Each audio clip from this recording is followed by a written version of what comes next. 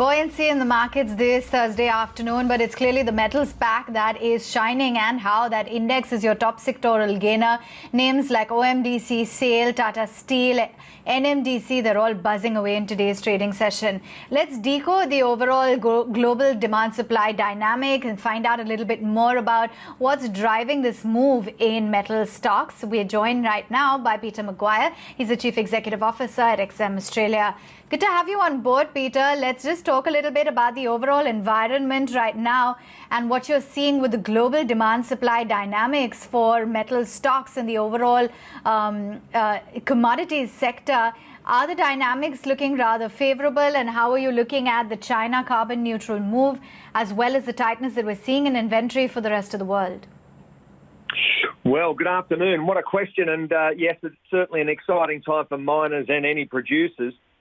The overall demand, I think the first part is, from Biden's thoughts as far as $2 trillion plus for a infrastructure spend. You've got other countries all through Asia going through, massive booms as far as construction, and the overall demand picture for copper, lead, nickel, zinc, you name it, will all be extremely high over the coming years. So I think that all plays very favourably for all the metal producers and, of course, the price on the market.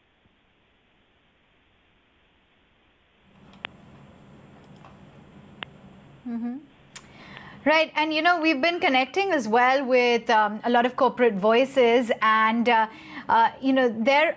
of the view that this kind of a move and this kind of a rise in output is here to stay. What's the sense that you're getting when it comes to the fundamental story for metals, steel players back home?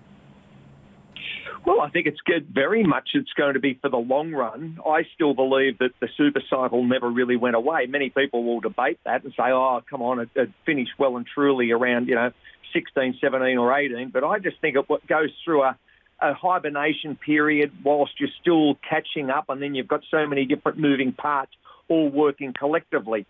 We've got the greatest chance to come out of here and be a commodity cycle for another 15 years. Absolutely pedal to the metal, because infrastructure and COVID. So every country is going to have to raise employment and rebuild their countries, the ones that certainly need it. And the world's changing so quickly. So from underground metros to new railway systems, it's just crisscrossing nations and crisscrossing the world, and then that overall demand. So yes, I strongly believe that there's plenty of upside for many, many years for that whole sector.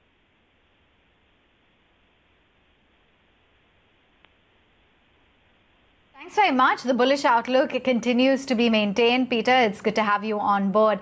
Let's hear it out then from the management of SAIL, as well as VR Sharma of JSPL and the management of JSW Steel as well, talking about the exuberance that we've seen in the stock prices of late, as well as their fundamentals.